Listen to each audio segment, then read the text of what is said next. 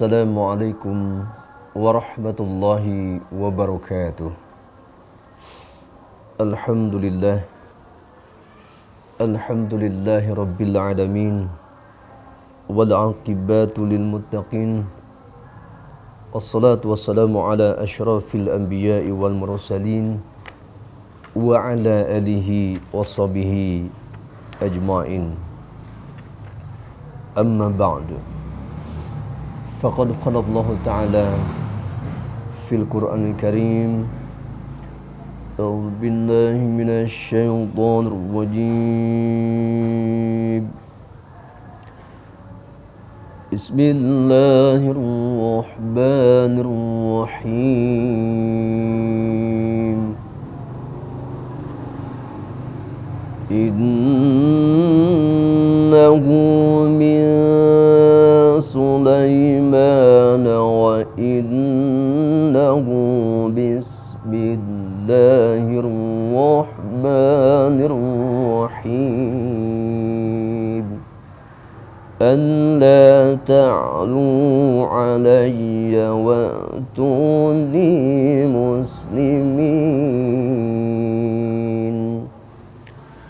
Wa qala Rasulullah sallallahu khairukum man ta'allama al-Qur'an wa 'allamah. Sadaqallah wa sadaqa Rasulullah sallallahu alaihi wasallam. Para pemirsa Rasul TV yang dimuliakan Allah Subhanahu wa taala. Alhamdulillah, di bulan Ramadan ini kita bisa berjumpa kembali. Mudah-mudahan tentunya kita semua berharap senantiasa Allah mencurahkan rahmatnya, maghfirahnya kepada kita semua. Juga sebuah harapan tentunya di bulan Ramadan ini kita mendapatkan hadiah dari Allah Subhanahu wa taala, yaitu suatu malam yang lebih baik dari 1000 bulan, yaitu malam Lailatul Qadar. Para pemirsa Rasul TV yang dimuliakan Allah Subhanahu wa taala, kita akan melanjutkan pembahasan kita tentang basmalah dari sisi sejarah, di mana dengan mukjizat Al-Qur'an yang Allah anugerahkan kepada Rasulullah SAW juga tentunya merupakan anugerah yang sangat besar buat kita sebagai umatnya. Nikmat yang sangat besar Al-Quran ini, di mana dengan kitab suci Al-Quran ini kita mampu mendalami sejarah, khususnya yang berkaitan erat dengan Bismillahirrahmanirrahim. Kita ketahui bahwa Bismillahirrahmanirrahim di dalam mushaf tertulis secara jelas di seluruh mushaf, yaitu Bismillahirrahmanirrahim mulai dari surah Al-Fatihah, surah Al-Baqarah, surah Ali Imran, dan seterusnya. Kecuali di dalam surah At-Taubah kita tidak mendapatkan tulisan Bismillahirrahmanirrahim. Kemudian timbul pertanyaan, kenapa di dalam surah At-Taubah tidak tertulis Bismillahirrahmanirrahim? Maka ada beberapa jawaban yang perlu kita ketahui. Pertama, memang tidak tertulis Bismillahirrahmanirrahim di awal surah At-Taubah. Nah, kalau begitu tulisan basmalah Bismillahirrahmanirrahim kurang satu. Tidak. Kembali bahwa Al-Quran itu mukjizat. Mau dilihat dari sisi manapun, tetap Al-Quran sebagai mukjizat akan memberikan jawaban-jawaban terbaik. Ternyata salah satu untuk melengkapi kekurangan jumlah tulisan Bismillahirrahmanirrahim di dalam Al-Quran, maka basmalah tersebut ditulis di dalam surah An-Naml. Di dalam Al-Quran Al-Karim ayat 30, ya, surah An-Naml, surah 27. Dan itu pun berkaitan dengan sejarah tentunya. Tanpa Al-Quran kita tidak tahu, kita tidak paham. Ada peristiwa besar di masa lampau, yaitu kisah Nabi Sulaiman AS dengan Ratu Balqis, di mana isi surat Nabi Sulaiman itu simpel, yang diabadikan di dalam surah An-Naml surah 27 ayat 30-31 ini merupakan isi surat yang dikirim oleh Nabi Sulaiman kepada Ratu Balqis, yang disampaikan oleh burung hudhud, ya, melalui seekor burung, yang isinya innahu min Sulaiman wa innahu bismillahirrahmanirrahim alla ta'lu alayya wa'tuni muslimin. Ini sangat menakjubkan tentunya buat kita sebagai umat Islam, bahwa sejarah masa lampau dengan mukjizat Al-Quran itu bisa dijelaskan, bisa dirinci, bisa terangkan. Bahkan di dalam literatur, setelah Rasulullah SAW mendapatkan wahyu ini, beliau ketika mengirimkan surat ke berbagai macam raja, diawali dengan menulis Bismillahirrahmanirrahim. Ini adalah sebuah sejarah. Kita pun lihat bahwa dalam sebuah literatur, Nabi Sulaiman itu hidup sekitar 975 sebelum Masehi.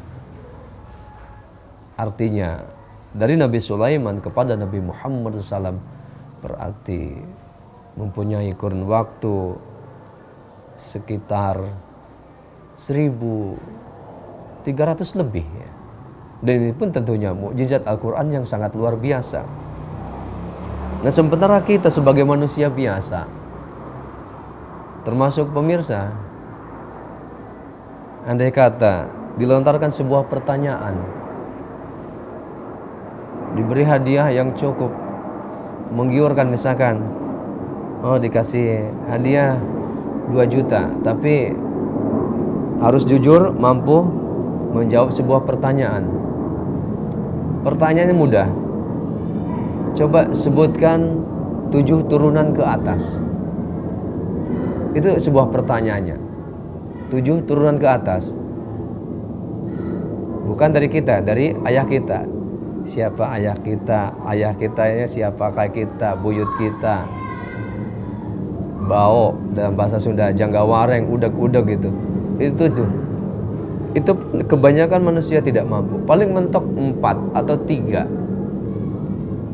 Tetapi dengan mukjizat Al-Quran ribuan tahun yang lalu diungkapkan dengan jelas, dengan rinci, termasuk kaitannya dengan pembahasan Bismillahirrahmanirrahim. Ini sesuatu yang sangat luar biasa.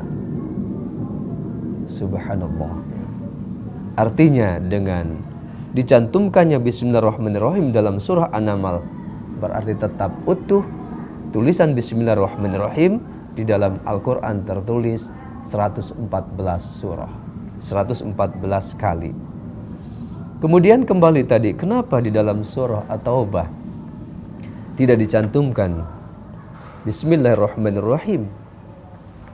Satu sisi mengandung arti bahwa di dalam surah Taubah memang dari sisi periwayatan tidak dicantumkan basmalah. Juga dari sisi periwayatan juga tidak ada yang membaca basmalah di awal surah Taubah. Karena ada beberapa pendapat ulama, di antaranya itu pertama ada yang mengharamkan, kedua ada yang memakruhkan. Nah, tentunya bagi kita baik haramnya pun makruh lebih baik kita tinggalkan. Kemudian pendapat lain yang memberikan solusi, kenapa sih basmalah Bismillahirrahmanirrahim itu tidak ditulis di dalam surah At-Taubah? Juga kita pun tidak boleh membaca basmalah di awal surah At-Taubah. Karena ternyata di awal surah At-Taubah itu merupakan murka Allah Subhanahu wa taala terhadap orang-orang kafir Quraisy. Itu penyebab utamanya. Sementara basmalah itu adalah ayat rahmat, yang dalam pendapat Sayyidina Ali Karramallahu wajhah dikatakan bahwa basmalah itu adalah ayatul rahmah, sementara awal surah At-Taubah adalah ayatul saif, ayat peperangan. Jadi ayat rahmat, ayat yang penuh dengan kasih sayang, tidak cocok digandengkan dengan ayat perang, yaitu murka Allah kepada orang-orang musyrik. Ini sebagai jawaban kenapa di dalam awal surah At-Taubah tidak dicantumkan basmalah. Kemudian para pemirsa Rasil TV yang dimulakan Allah Subhanahu wa taala. Nah, bagi kita tentunya sebagai umat Islam yang mencintai Al-Qur'an, kita pun bersyukur karena Al-Qur'an itu merupakan anugerah yang terbesar yang Allah berikan kepada Nabi Muhammad, termasuk kepada kita, kepada umat Islam. Oleh sebab itu, kita pun dituntut tentunya untuk mempelajarinya semampu kita, tetapi mampu yang maksimal. Bagaimana agar kita mampu membaca Al-Quran secara baik dan benar yang optimal juga. Termasuk bagaimana kita memperlakukan basmalah di dalam membaca Quran. Ini adalah sebuah keunikan bagi kita. Artinya, bagaimana kita mampu menempatkan basmalah Bismillahirrahmanirrahim di dalam membaca Al-Quran. Memang seluruh awal surah Al-Quran kita dianjurkan untuk membaca Bismillahirrahmanirrahim. Nah, bagaimana ketika kita mengawali bacaan Quran di tengah-tengah surah? Nah, bagaimana kaitannya dengan basmalah? Nah, di sini tentunya perlu kebijakan kita. Bagaimana menggandengkan basmalah itu dengan ayat-ayat yang akan kita baca. Dalam konteks lain, ada sebuah persyaratan sederhana. Ketika awal surah yang kita baca berkaitan dengan rahmat, dengan orang-orang yang beriman, dengan surga, dengan pahala kabar gembira, maka pakai ya basmalah. Bacalah Bismillahirrahmanirrahim setelah membaca isti'adzah. Misalkan contohkan A'udzubillahi minasyaitonirrajim. Bismillahirrahmanirrahim. Ya ayyuhalladzina amanu taqullaha haqqa tuqatih.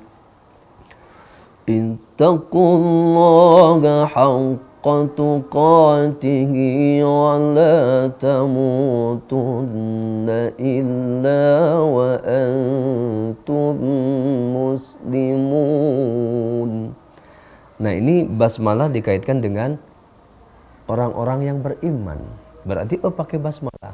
Tetapi ketika kita memulai membaca Al-Quran setelah baca isti'adzah berkaitan dengan orang-orang yang kafir, misalkan innal ladzina kafaru, maka tidak perlu untuk membaca basmalah, cukup dengan isti'adzah. Nah, ini kita melihat konteks bagaimana cara mempraktekkan basmalah Bismillahirrahmanirrahim ketika membaca Al-Quran. Kemudian tadi dikaitkan dengan sejarah bahwa basmalah Bismillahirrahmanirrahim mempunyai makna yang sangat luar biasa, di mana dalam konteks perlakuan kita terhadap basmalah ketika membaca Quran, maka lakukanlah dengan bijak, bahwa isti'adzah adalah sebuah pengantar agar kita dilindungi oleh Allah SWT dari godaan syaitan yang terkutuk.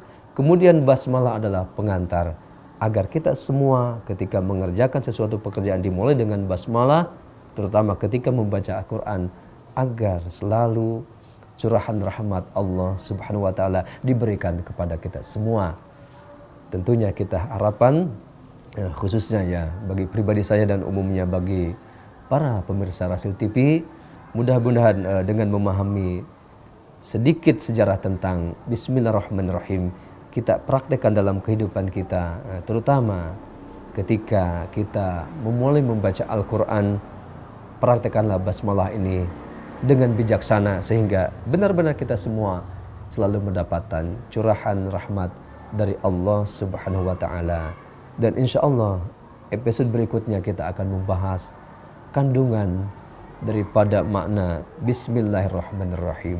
Demikianlah uraian singkat ini, mudah-mudahan bermanfaat khususnya bagi pribadi saya dan umumnya bagi para pemirsa Rasil TV, sehingga kita selalu berharap tentunya tadi selalu mendapatkan rahmat Allah Subhanahu wa taala. Terima kasih. Wassalamualaikum warahmatullahi wabarakatuh.